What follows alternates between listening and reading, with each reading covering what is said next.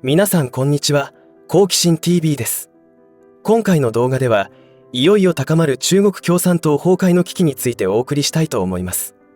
ついに習近平国家主席が最も恐れることが勃発しました。10月16日から開催された第20回党大会において、毛沢東以来の最高権力の座を確実なものにしたことで、名実ともに独裁者の座を手に入れた習近平国家主席が最も恐れること、それは人民の反乱です。他の民主主義国家からどんなに経済制裁をされようとも、国内経済がどうなろうとも自分の地位を守るためには、あらゆる残虐な行為も行ってきた理由は、独裁者の末路を恐れているからだと思います。アメリカ軍や NATO 軍への恐怖ももちろんありますが、何よりも自国民の反乱を恐れているのです。その火蓋は、11月24日、新疆ウイグル地区ウルムチ市で起きたマンション火災でした。これはただの火災ではなく、習近平国家主席が全く手を緩めないゼロコロナ政策によって起きた悲劇だったのです。何が起きたのかというと、このウルムチ市では8月からロックダウンが実施されており、火災発生時にはすでに100日間を超える隔離政策が行われていました。そこに電気コードが発火原因とみられる火災が15回で発生。消防車などはマンション付近に止められていた車などによって近寄れず消火活動ができなかったと言われています。そして何より悲劇なのは、マンション自体がロックダウンに伴い、建物から出る扉が封鎖されており、住民が外に避難できなかったことで亡くなった方もいたということです。当局によると、被害者の数は10人とされていますが、おそらく嘘でしょう。現地の医師からの SNS 発信では44名の犠牲者が出ていると言われていますが、誰も真実は分かりません。分かっていることは、中国の公式発表には何一つ真実がないということです。それは普通の人なら誰でも理解していることです。そして政府発表が最悪でした。当局によると逃げ遅れた被害者について、マンションの封鎖はしていないし、逃げ遅れたのではなく逃げなかったのだと言ったのです。つまり政府には責任がなく、悪いのは逃げなかった住民だと言ったのです。その発表が嘘であることは現地の人たちが一番よく知っているのです。100日以上も自宅に閉じ込められ、常に空腹と向き合いながら我慢していた市民たちは、ついに怒りのエネルギーを爆発させました。一気に抗議のデモが上海、北京、南京、深センなどの都市に飛び火し、今まで点で起きていた不満の爆発は面となって広がりつつあるのです。こういった暴動の動きは、今回のウルムチ市での火災がきっかけになっただけに過ぎないのです。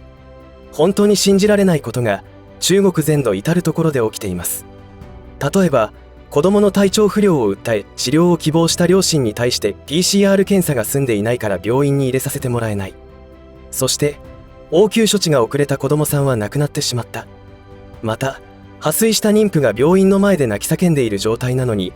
警察は病院の中には入れてくれず、その場で流産してしまったなどの悲劇が起きていたのです。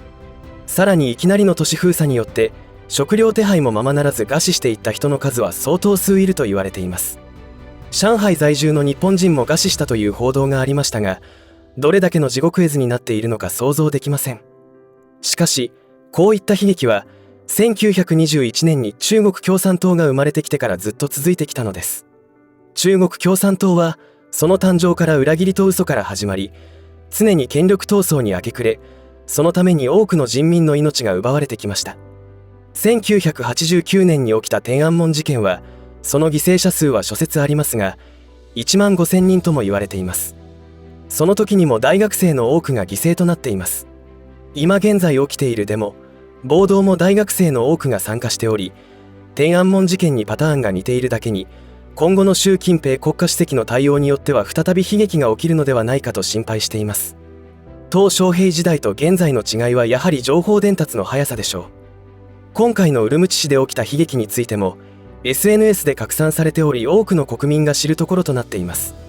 もちろん中国共産党は情報検閲していますので、関連情報は全て削除されているのですが、投稿が削除されてもすでにコピーされた動画は瞬く間に拡散され、検閲が追いつかないほどの速さで広がっているのです。中国共産党は常にアメリカ、日本は悪者で、それらから人民を守っているのは共産党であると喧伝し、いかに中国が優れているのかというプロパガンダを繰り広げてきました。ウイルス対策においてもアメリカはとんでもない被害が出ているが、中国共産党は見事にウイルスを抑え込むことに成功したと自慢しています。ところがカタールで行われているワールドカップサッカーの放送によって今までの嘘がバレてしまいました。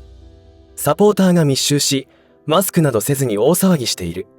一方で自分たちは国が言っていることを信じ、食べるものもなく空腹に苦しんでいる状況である。中国では実は常に国内で暴動が起きており、その都度暴力で鎮圧してきているのです。ところが中国各地に広がる暴動が今までとは大きく異なるのは、習近平国家主席に対する退陣要求、共産党不要論が声高に叫ばれていることだと思います。特に習近平がいる北京で多くの抗議行動が勃発し、数千台の車が夜間にクラクションを鳴らし続けることで抗議している状況に習近平が激怒しているそうです。一部では市民に向かって発砲する事態にもなっており、犠牲者が出始めているとのことです。逮捕者は数千人規模で起きておりますが、こういった逮捕から収容所への移動手順などはロックダウン時に訓練されていたのかもしれませんね。社会主義、共産主義の寿命は70年と言われています。ソ連崩壊もまさにそうです。その中で中国共産党は70年を超えましたが、いよいよ何かが起こりそうな気配がしてきました。今まで中国人民は抗議をするたび暴力をもって鎮圧されてきましたが、今回の動きは違っています。市民の抗議、暴動によって警察側が折れ、封鎖を解除しているのです。このことによって何が起きるかというと、反対すれば要求は通るということを人民が学ぶと、全国レベルで暴動が起きます。ところが習近平はそのようなことを容認するわけがありませんので、高い確率で軍隊による鎮圧が始まって多くの血が流れるということが予想され、第2の天安門事件につながる危険性が高くなりました。自由というものへの欲求を抑えられ続けると、人は自由を獲得するためのエネルギーを爆発させます。対岸の火事として眺めるのではなく、間違いなくその火の粉は日本にも降りかかることでしょう。何が起きるかを自身で考える必要が出てきますね。いかがだったでしょうか。このチャンネルでは戦後からずっと続く日本弱体化計画に警鐘を鳴らし、学校では教えられてこなかった歴史のこと、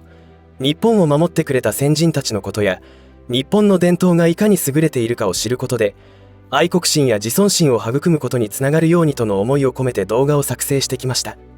と同時に日本の安全を守るために今海外で何が起きているのか、そして日本への影響はどうなるかなどについて情報をシェアしてきました。世界は2020年のあのウイルスによるパンデミックを皮切りに、エネルギー問題、人権問題、環境問題などありとあらゆる問題によって振り回されています。特にお隣の国、中国については日本への影響は計り知れないくらい大きなものです。情報源をテレビや新聞に依存している人たちは、何をそんなに騒いでいるのくらいにしか感じていないかもしれませんが、SNS などからの現地報告やリアルタイム映像などによる情報、他国の政府機関による中国が犯している犯罪内容を知ると恐ろしくなります。そんな人類史上最悪の独裁体制による国家が我々、日本の隣に存在していることを認識しなければなりません。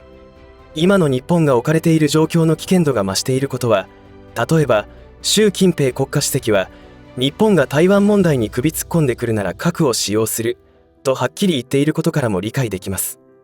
核など使用するわけがないというのはほとんどの日本人の認識だと思います。ところが習近平国家主席が自国民に行っている、いや行ってきた数々の非道を知ることで、それはただの脅しではないことがわかります。今現在中国で起きているかつてないほどの規模の暴動に対して習近平がどのような対応をするのか、それによって長いこと洗脳され続けてきた国民が覚醒し、どのような行動に出るのか、本当に目が離せない状況だと思います。中国での政変は日本に直接影響してくることは間違いありません。何か大きな変化が起きるときには犠牲者が出ることは避けられないことだと思いますが、早く多くの方に平和が訪れることを祈ってやみません。以上で今回の話は終わりとしますが、皆さんの応援が次の動画作成の力になりますので、いいねボタン、チャンネル登録、通知設定をオンにしていただけると嬉しいです。またよろしかったらこの動画のシェアをお願いいたします。最後までご視聴ありがとうございました。好奇心 TV でした。